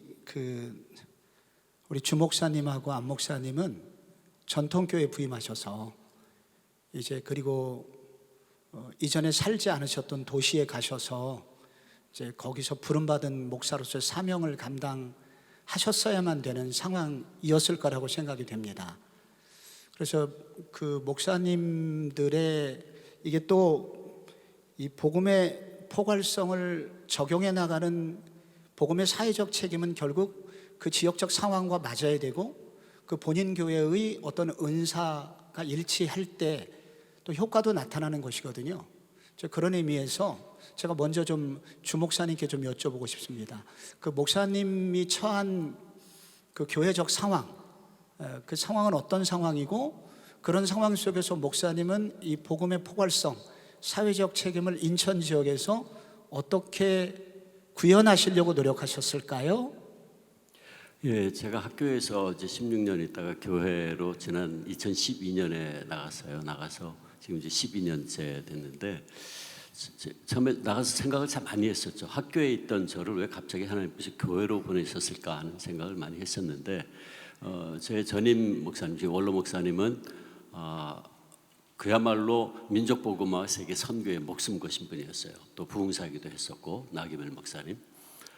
그래서 이제 갔는데 교회 뭐 규모가 크고 그러니까 제가 이걸 어떻게 해야 될지, 내 목회 방향을 어떻게 잡아야 될지, 물론 지금까지 해오던 거는 당연히 이제 뭐 세계 민족복음화 세계 선교는 그 교회가 가지고 있는 뭐 가장 큰 뭐 장점이고 목회 방향이었기 때문에 제가 그걸 이어가야 되겠다는 생각은 했지만, 그래도 이제 제가 학교에서 있던 제가 와서 그러면 이 교회를 어떻게 더 좀 보충하면서 해나갈까 고민을 하다가 제가 설문조사를 했습니다. 그때 이제 제가 장신대에 있었기 때문에 장신대의 사회복지학 교수님한테 부탁을 해서 교인들한테 지금까지 교회가 뭘 제일 가장 잘했다고 생각하느냐, 또 뭐가 제일 부족하다고 생각하느냐, 그리고 앞으로 어떻게 하면 좋겠다고 생각하느냐, 그리고 교인들뿐만이 아니고 지역 주민들한테도 그 아파트가 많은데 설문조사를 했어요. 그랬더니 그때 이제 결과가 어떻게 나왔냐면, 저는 이제 왜 제가 그런 또 느낌을 받았고 또 그 설문조사를 하게 됐냐면, 교회가 굉장히 크고 인천에서도 뭐 가장 크다 그러고 뭐 막 굉장히 프라우드하게 생각하는데, 저는 느낌에 아이고 우리들만의 잔치를 하고 있는 거 아닌가 하는 그런 느낌이 좀 들었어요. 그래서 좀 객관적으로 교인들에게도 물어보고 주변의 분들에게도 좀 물어봐야겠다는 생각이 들어서 설문조사를 정식으로 부탁을 해서 이제 그 전공하신 분이 와서 하신 거죠. 그랬더니 역시 제일 그동안에 잘했다고 생각하는 것은 전도, 선교를 제일 잘했다. 뭐 선교 대학원까지 세웠으니까 교회가. 그리고 이제 제일 그동안에 우리가 좀 약하다고 생각하는 포인트, 그리고 앞으로 어떻게 뭘 교회가 해야 되겠냐고 생각하느냐 물어봤더니 교인들이 알아요. 교인들이 섬김, 지역사회 봉사, 이게 우리가 너무 약하다. 앞으로 그 방향으로 좀 하면 좋겠다. 그런 대답이 나왔어요. 그러니까 이제 지역 주민들한테도 설문조사한 걸 보니까 주변에 큰 교회 있는 건 알겠다. 근데 뭐 하는지 모르겠다. 별 상관없다. 관계없다. 이제 이런 대답이 많았어요. 그래서 교회가 뭘 해주길 원하느냐, 교회가 좀 뭘 어떻게 하는 거를 원하느냐 그랬더니 교회 예를 들어서 주차장이 큰데 주차장을 개방했으면 좋겠다. 또 아이들을 위한 중고등 아이들을 위한 좀 어떤 체육시설, 뭐 농구장이라든지 이런 걸 좀 해주면 좋겠다. 이런 것들이 있었어요. 그래서 제가 그걸 보고 이게 지금까지 교회가 자체 내에 굉장히 성장은 해오고 엄청나게 성장은 했지만 이게 지금 지역 사회하고 좀 떨어져 있는 상황이 있었구나 하는 거를 제가 그 통계를 통해서 봤어요. 그래서 주한복지재단을 세웠습니다. 네. 주한복지재단을 세워서 그런 일들을 좀 보충하고 하기 시작했죠. 그 규모가 어느 정도 되나요? 지금 이제 한 8년 됐는데요. 그러니까 그냥 규모라고 하니까 어쩔 수 없이 그냥 예산을 이야기할 수밖에 없는데, 예산이 이제 복지재단 예산이 지금 한 150억 정도 됐습니다. 네. 그래서 인천 지역의 그런 섬김의 사역을 이어가시는 것이 많은 도전이 됩니다. 그런데 설문조사를 했다는 것이 저희들에게도 후배들에게도 큰 도전이 되는 그런 목회적 아이디어 같습니다. 그 청주에서는 안 목사님 어떻게 하시나요? 네, 저희 상당교회도 같은 통합직이고 또 목사님하고 같은 좀 지역에 있는 전통적인 이제 교회 특징들이 비슷하게 나타나는데, 인천 지역은 이제 항구고 사람들을 내보내는 그런 도시라면 청주, 충북 지역은 이제 바다가 없습니다. 내륙이죠. 그래도 굉장히 좀 이렇게 폐쇄성이 좀 있어요. 아주 보수적이고 좀 그런 어떤 특징들이 있는데, 청주에 연고도 전혀 없었는데 하여튼 청주에 가서 지금 8년 9년째 있지만 아직도 좀 적응하기 좀 힘든 부분들이, 참 속내를 알기가 참 어렵다. 속을 잘 이렇게 드러내지를 않으시죠. 워낙 잘 아시죠. 충청도 분들이 어떤 속내 이런 거, 자기 주장을 강하게 얘기를 잘 안 하세요. 참 특이한 것은 저희 교회도 그렇지만 대부분 교회가 다 원로 목사님들이 다 계세요. 원로 목사님들이. 처음에 이렇게 다 관계들이 다 좋아서 그런가 봤더니 그럴 수도 있지만 그거보다는 그냥 서로 참는 거죠. 그러니까 참는 거예요. 그러니까 총대 매는 사람이 나올 때까지 계속 참고 그냥 누가 버티나 보자. 이제 그런, 저는 이제 그런 비유하는 습식 사우나에서 누가 먼저 나가나 기다리는 것 같은 약간 그런 느낌 있고, 또 한 가지는 저희 교회도 마찬가지인데 대부분 교회마다 이제 주방에서 식사 제공을 하는데 밥값이 공짜입니다. 1,000원도 안 받아요. 그래서 1,000원이라도 받아야 되지 않습니까? 했다가 난리가 날 뻔했었어요. 그러니까 그런 부분에 대한 어떻게 보면 자기 것에 대한 좀 챙기는 것, 어떻게 보면 또 애양심에 대한 그런 것도 굉장히 좀 강하고, 그러다 보니까 그 사역이나 이런 부분들이 굉장히 좀 자기 중심적인, 교회 중심적인, 우리 중심적인 이런 부분들이 굉장히 좀 강해서 그 부분들을 자꾸만 이렇게 바깥쪽으로 관심을 갖게끔 하고 교회로서의 어떤 역할이나 사명들을 이제 고지시키는 그런 측면에서, 아까도 그런 강의를 했지만 선교적 교회에 대한 그런 관심을 갖고 계속 좀 노력을 해오지 않았을까 싶어요. 저희가 한 달에 한 번씩 이제 비전 헌금이라는 것을 헌금을 하는데 이제 특정한 제목을 주제를 잡고서 이제 헌금을 하고 이제 그걸 가지고 거기에 맞게끔 저희가 사용을 합니다. 사실은 이제 외부에 좀 사역을 좀 하고 싶은데 일부러라도 이렇게 내부 사역을 위해서 한 절반 정도, 50대 50 정도로 일부러 좀 그렇게 합니다. 그렇게 해서 좀 외부 쪽으로도 더 좀 저희의 어떤 자원이나 역량들이 좀 플로잉 될 수 있게끔.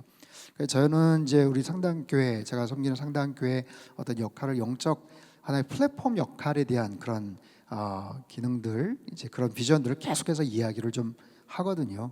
이렇게 지역적으로도 굉장히 가운데 있어서 한 2시간 정도를 다 갈 수 있고 전국적인 뭐 연합 사역 같은 것도 네. 제가 이제 시간 제한 때문에 네네네.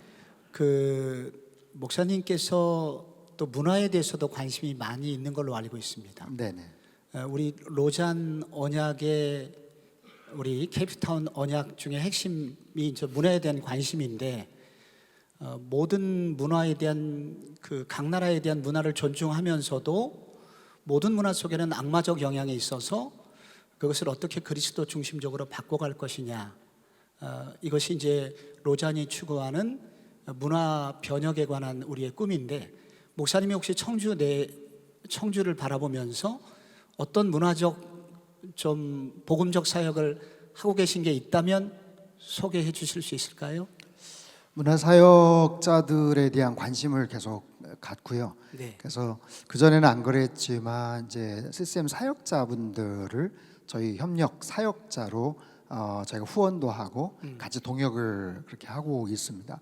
그 우리 여기 곽수광 목사님하고 안민 장로님 프레이즈 게더링이랑 우리나라 기독교 CCM이나 문화사역 중엔 제일 탁월하게 또 사역을 하시는 귀한 분들이 함께 와 계시는데 좀 그런 최전방에서 사역을 하시는 분들의 노고와 그런 열정들을 우리 이 자리에 있는 아니면 또 많은 교회들이 조금씩만 좀 같이 분담을 해주고 서로 좀 케어링을 좀 해줄 수 있다면 참 좋지 않을까 하는 측면에서 저희가 장소 제공이나 그런 사역자들 후원에 대한 부분도 있고 또 문화사역 중에서는 저희가 출판사를 최근에 이제 만들어서 청주 지역에서 아주 귀한 사역을 했던 민노아 선교사, 밀러 선교사님이라는 분을 저희가 계속해서 소개를 하고 그분에 대한 책도 내고 다른 교회에게 계속 홍보도 하고 소개를 해서 문화 사역에 대한 뭐 다양한 부분들이 굉장히 많은데 이미 이제 저희 지역에서 뭔가 할 수 있는 그런 부분들 안에서 일단은 좀 최선을 다해서 좀 소통을 하려고 하는 뭐 그런 노력들을 뭐 크고 작게 뭐 나름대로 이렇게 하고 네, 있습니다. 우리 서울 사람들이 좀 부끄럽게 청주에서 인천에서 그 대사회적 사명들을 너무 잘 감당해 주시는 것 같아서 너무 흐뭇하고 기쁘게 생각합니다. 유기성 목사님 얘기 우리 정갑식 목사님이 오늘 강의 중에도 하셨는데 임팩트가 되게 컸던 것 같아요. 목사님 첫날 유기성 목사님 강의 중에 개인 이 사회적 활동이 우리가 소홀하게 된 것이 결국은 개인적 영성의 소홀함 때문이 아니었는가. 우리가 열매가 부족한 것은 결국 나무의 문제가 아니었겠느냐 하시면서 한국교회가 이렇게 된 것이 결국은 우리 그리스도인의 율법화에 대한 지적을 하셨습니다. 그래서 우리가 어떻게 율법화되고 이렇게 딱딱하게 굳어지고 우리끼리만 리그를 만드는 개토화되는 이것을 어떻게 다시 갱신할 수 있을까, 이런 첫날부터 이런 도전적 말씀을 주셨는데 이 문제 유기성 목사님 말씀에 이인호 목사님 혹시 동의가 되시나요? 동의하고요. 사실 제가 첫날 신대영 강의하고 늦게 와가지고 못 들었어요. 네. 그래서 못 들었지만 뭐라고 하셨을지는 충분히 짐작이 가요. 네. 근데 저도 제가 이제 1차서부터 4차까지 지금 이 목회자 로잔 컨퍼런스를 참여 중이거든요. 그리고 계속적으로 로잔 대회에서 복음 전대 우선성과 사회 참여에 대해서 강조하고 있는 부분들을 거듭거듭 들어요. 근데 들으면서 제가 느낀 게 뭐냐면 3, 40년 전으로 돌아간 느낌이에요. 제 입장에서는. 제가 신학생 때, 부교육자 때 굉장히 치열하게 젊은이 사역하면서 들었던 얘기. 그리고 3, 40년이 흘렀거든요. 근데 과연 지금 복음전도와 사회 참여의 부분에서 우리가 사회 참여를 그렇게 강조해야 될 만큼 하나도 안 변했을까? 오히려 균형추가 지금 40대, 30대 이하의 목회의 현장에서는 사회 참여 쪽으로 더 기울지 않았을까? 어저께 우리 최성원 목사님 말씀 중에 우리 최종상 선교사님 이야기했잖아요.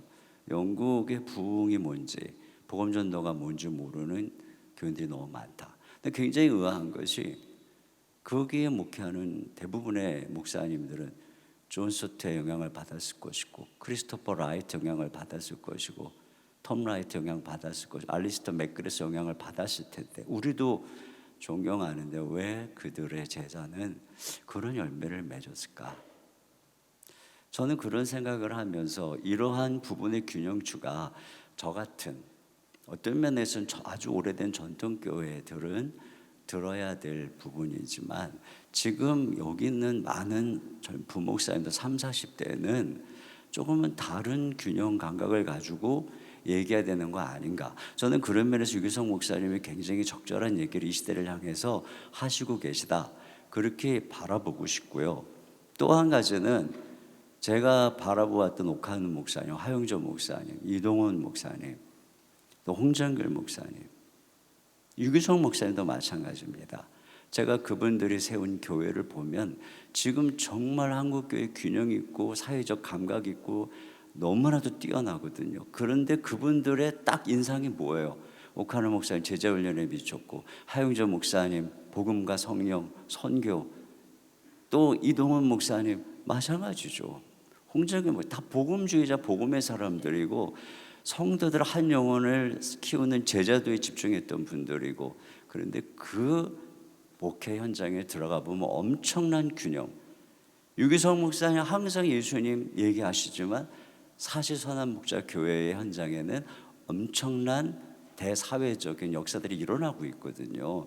난 이것들이 통합적이고 열매라고 생각해요. 이와 같이 복음의 뿌리에서 열매를 맺어야 되는데 자칫 우리가 후자를 너무 강조하다가 열매가 아닌 따다가 붙이는, 그게 율법이죠. 그렇게 따다 붙이는 건 결국은 옳으니까 하는 거고 내 의가 되는 것이고 자기 세력의 확장밖에 더 되겠어요. 저는 그건 약간 좀 경계해야 될 부분, 그래서 그런 균형들이 좀 있어야 된다고 생각해서 전 좀 새겨들어야 된다, 이렇게 생각합니다. 네. 결국 이 두 가지, 어저께 문대원 목사님도 그런 D.L. 무디 얘기하면서 결국은 복음과 결국 사회 참여는 무디의 비유대로 영혼과 몸처럼 불과 분리의 관계고 온전한 하나고 동전의 양면이고 등등으로 표현될 수 있을 것 같습니다. 또 다시 한번 오늘이 포괄성에 관한 얘기지만 결국은 다시 우리 한국교회의 율법화를 걷어내고 다시 복음으로 돌아가는. 그런데 이 부분을 조금 더 나누면 좋을 텐데 이거는 또 다른 주제가 또 깊어질 것 같고 오늘의 주제하고는 약간 벗어나서 좀 시간 관계상 다음 주제에 한번 언급하겠습니다. 지금 한국교회의 양극화 문제가 심각하거든요. 사실 오늘 우리 이 자리에 계신 분들도 그렇고 이 자리에 계신 분들 상당수는 소위 중대형 교회 이상의 목사님들이고 또 어떤 운동을 이끌어 가시는 분들도 대부분 대형 교회 목사님들입니다. 그래서 사실은 대다수 100명 이하의 교회가 한국 교회의 80% 이상인데, 그래서 이게 무슨 운동을 하는 그런 것을 보면은 그들만의 리그처럼 느껴지게 된다고 해요. 오늘 또 안광복 목사님 낮에 정말 너무 명강의를 들었고 은혜도 많이 받았는데 그 목사님이 뭐 리모델링 20군데 하셨다면서요. 그리고 사진까지 안 보여주셔도 되는데 그래서 아까 정갑순 목사님도 표현했습니다만 이렇게 보는 이로 하여금 이렇게 주눅들게 하고 그래서 그래서 결국은 우리가 이 지역 교회 안에서 대형 교회와 소형 교회가 함께 가는 교회가 진정한 연합인데 결국은 한국 교회 전체가 건강한 영적 생태계가 만들어지고 교회들 모든 교회가 잘 살아나야 색강에 살아야 강이 살듯이 그래서 건강한 생태계 운동이 일어나야 될 것 같아요. 그런 의미에서 우리가 이제 로잔 언약의 핵심 정신이 연합인데 우리가 한국 교회가 이런 지형 속에서 특별히 지금 양극화가 심화된 이 지형 속에서 한국 교회가 이 로잔 운동의 정신을 담아서 건강한 생태계 운동, 연합 운동으로 가려면은 우리가 어떤 노력을 구체적으로 하면 좋을까? 그런 모델이 있다면 혹시 어떤 패널 중에서 말씀해 주시면 고맙겠습니다.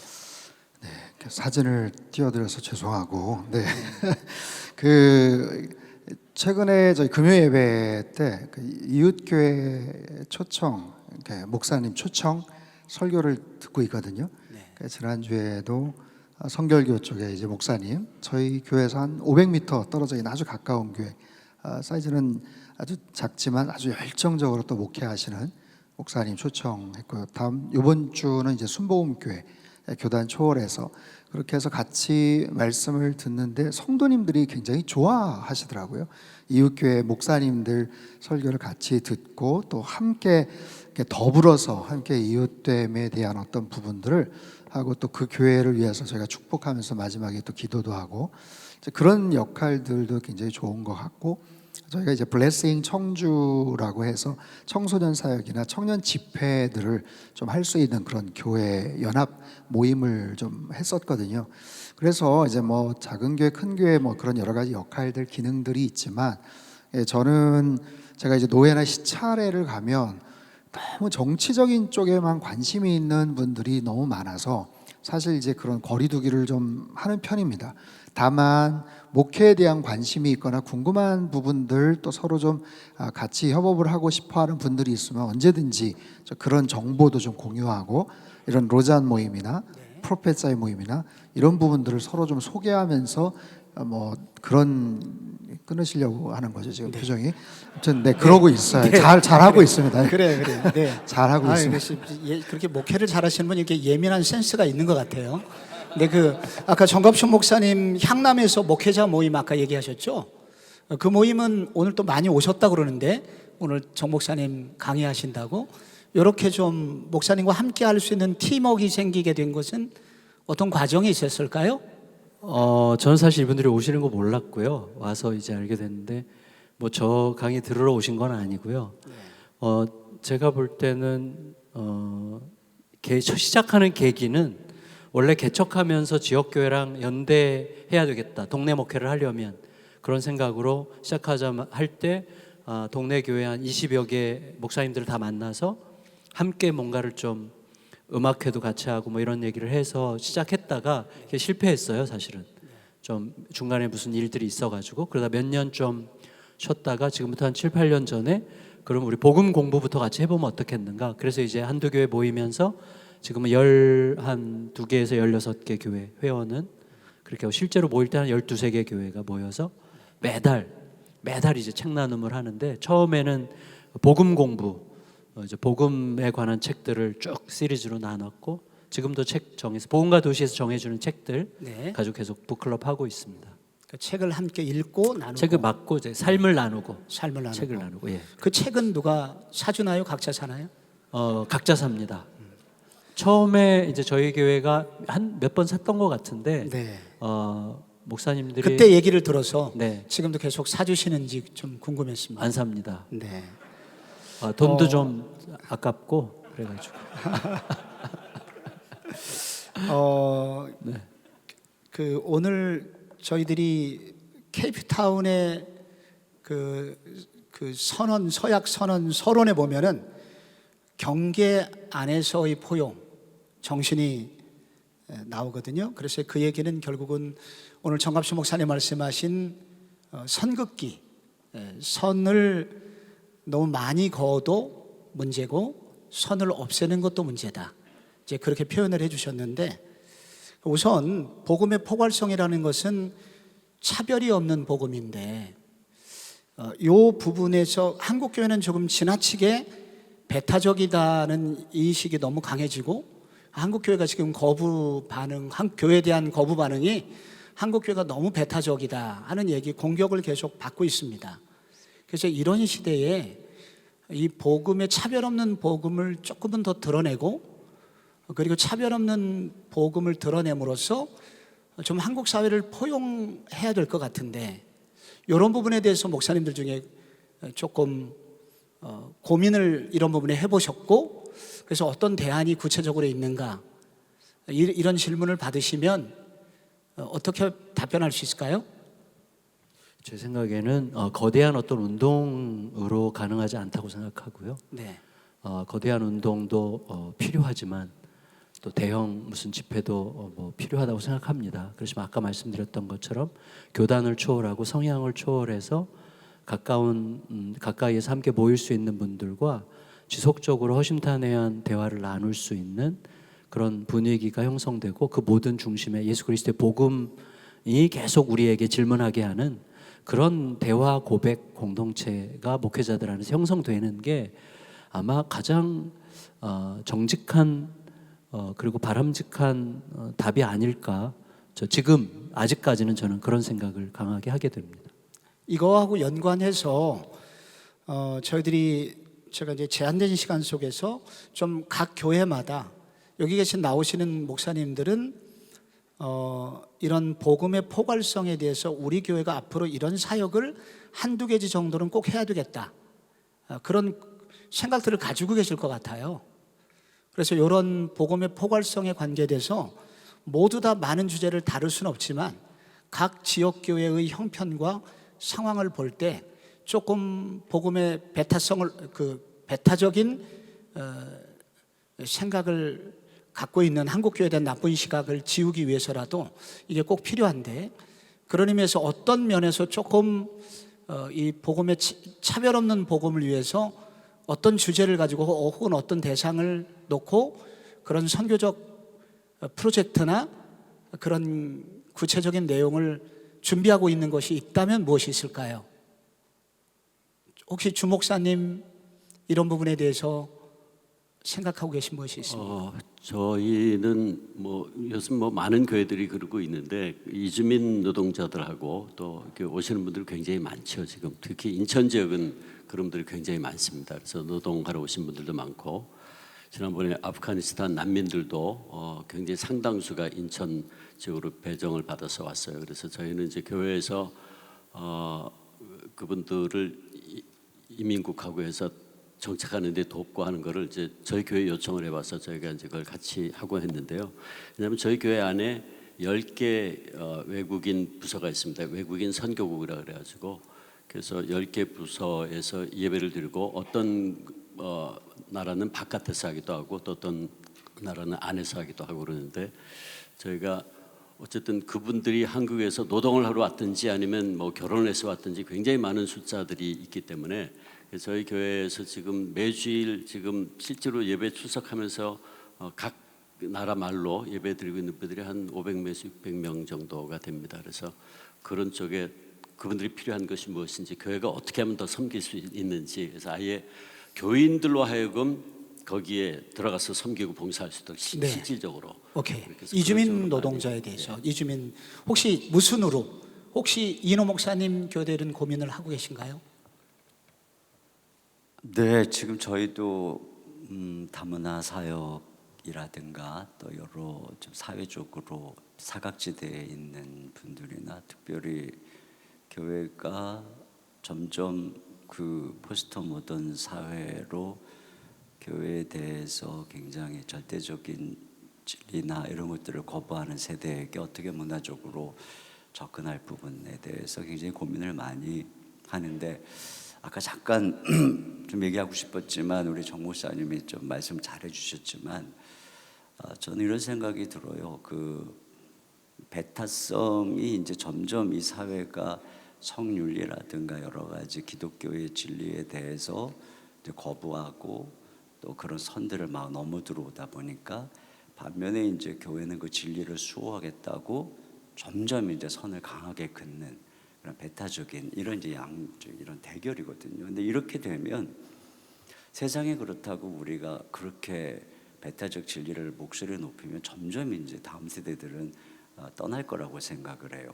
근데 오히려 팀 켈러가 말한 것처럼 복음의 길은 비종교의 길도 아니고 종교의 길도 아니다. 복음의 길은 제3의 길이. 그건 바로 그리스도고 그리스도께서 이 땅에 우리에게 보여주신 바로 그 진정한 복음의 길이라는 것이죠.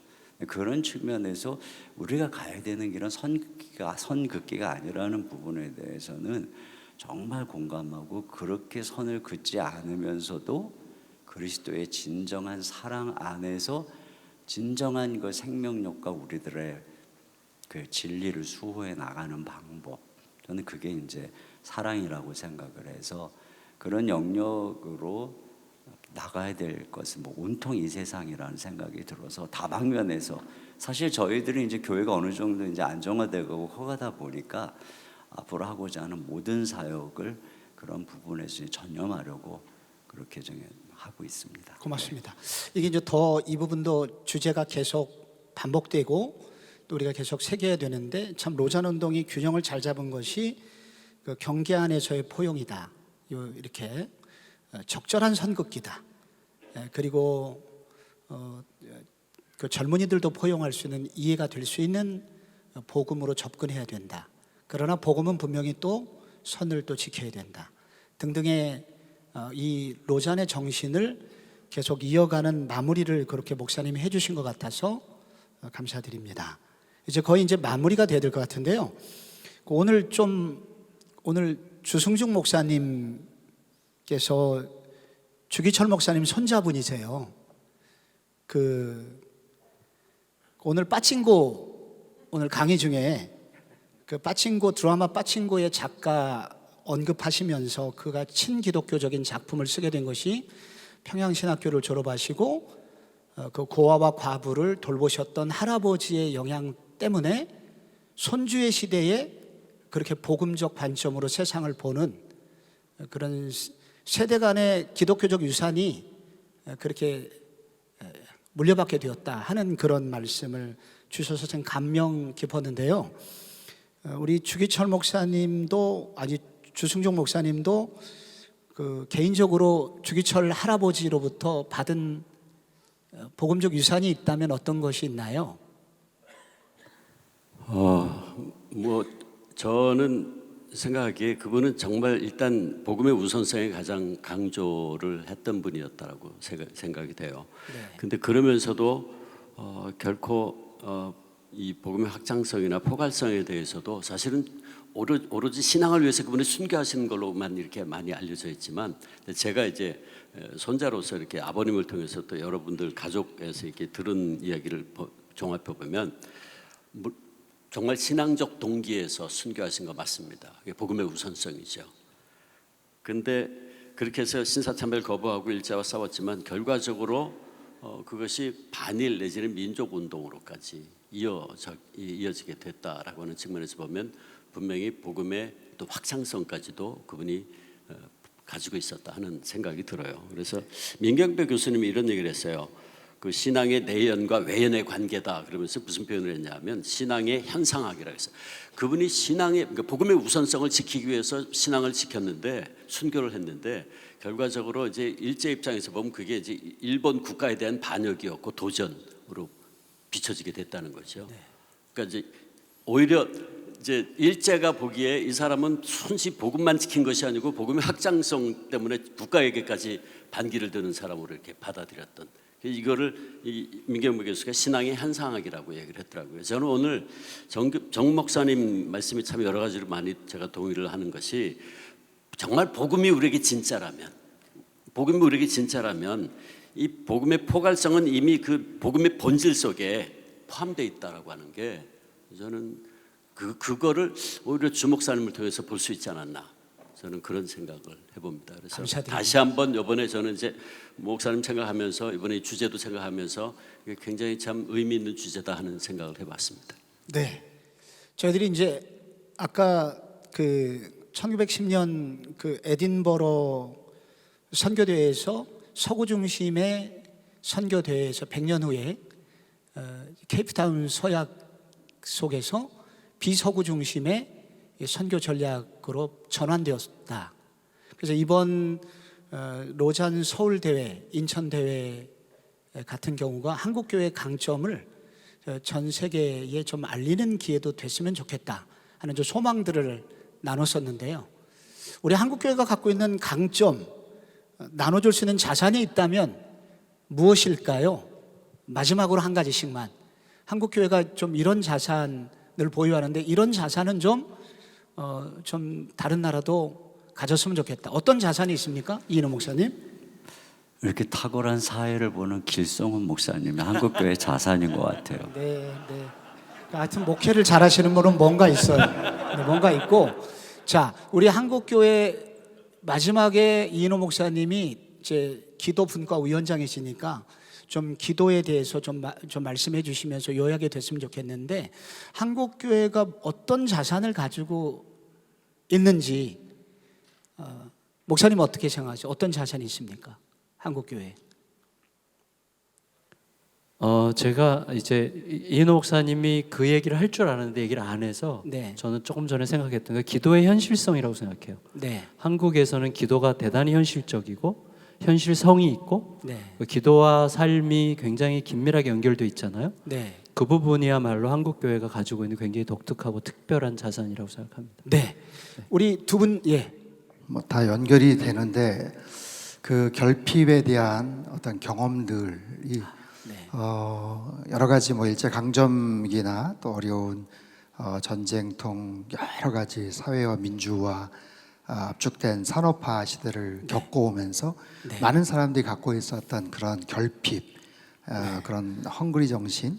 그래서 스티브 잡스의 그 유명한 스탠포드 졸업 연설에서 나왔던 Stay Hungry, Stay Foolish라는 그 부분이 사실은 한국 교회를 여기까지 발전시켜 왔는데, 그 부분에 대한 초점들이 점점 더 흐릿해지면서 네. 우리가 어떻게 보면 본질을 놓치고 있지 않나. 그래서 결국에 다시 그런 결핍과 간절함을 가지고 기도의 자리로 다시 나가고 네. 또 사랑으로 복음의 우리의 결핍이 우선성과 확장성, 결핍의 포용성. 경험이 강점이라는 또 너무 좋은 말씀. 주 목사님도 뭐 준비하고 계신 게 있는 것 같아요. 네, 저도 그런 생각을 하고 있었는데요. 그러니까 일제 강점기라든지 유교라든지 이런 어떻게 보면 고난과 시련을 우리가 참 많이 겪었어요. 그러니까 네. 뭐 이스라엘도 그랬지만 세계 민족 역사상 정말 가장 많은 침략을 받은 그런 고난을 겪은 순교자들도 많고, 저는 그게 우리에게 주어진 어떻게 보면 참 귀한 선물이다, 강점이다라고 생각합니다. 예. 아까 이인호 목사님 여기 주제를 정갑식 목사님한테 뺏긴 것 같은데, 한국 교회 강점에 대해서 지금 어떻게 요약할 수 있습니까? 네, 한국 교회의 강점이 기도에 대한 남다른 열정이 있다는 것인데, 사실 우리가 이 복음의 포괄성, 확장성이라고 얘기했을 때 그것이 적나라하게 나타나는 것이 기도라고 생각해요. 근데 우리들의 그 굉장한 강점이 이제 조금 성장해야 될 시기라고 생각을 하는 것이 너무 개인적인 것이죠. 주님께서 우리에게 주의 나라를 위해서 구하라고 했는데, 사실 우리 마음속에 있는 게 현실에 나타나는 거거든요. 근데 그런 면에서 우리의 마음에 주의 나라가 얼마나 있는가, 이것이 이제 복음이 우리 안에서 어떤 정도의 영향력과 크기로 우리를 장악하고 있는가의 표현이라고 봅니다. 근데 저희가 이제 제가 내일 좀 말씀드리겠지만 연합기도 사역을 하면서 느끼는 것이, 연합하니까 이게 되더라고요. 너무 우리가 개인주의, 개교회주의만 빠져있을 때는 알지 못했던 것들이. 그래서 조나단 에드워즈도 이 기도 합조회를 하면서 그가 뭐라고 그랬냐면, 이렇게 함으로써 주의 나라에 대한 열망이 우리 마음에 계속 머물게 하기 위함이다. 그러니까 우리가 연합해서 함께 기도하면 그냥 저절로 되는 거예요. 그런데 이게 이제 우리에게 절대적으로 필요한 거고, 온 교회가 한 마음이 되어서 정말 주의 나라를 구하고 한국교회를 위해서 기도해야 우리가 이제 살 건데, 그래서 저는 로잔 대회가 우리 마음을 하나로 모으고 한국교회의 마지막 이 골든 타임, 진짜로 한국교회를 구할 수 있는 마지막 기회라고 생각이 됩니다. 그래서 저희들이 정말 이게 뭐 해도 되고 안 해도가 아니라 정말 한국교회 살리기 위해서 함께 연합해서 기도해야 될 때가 아닌가, 그런 말씀을 좀 드리고 싶습니다. 고맙습니다. 저희들이 오늘 그 복음의 포괄성을 주제로 오늘 하루 온종일 여러분 달려오셨는데요.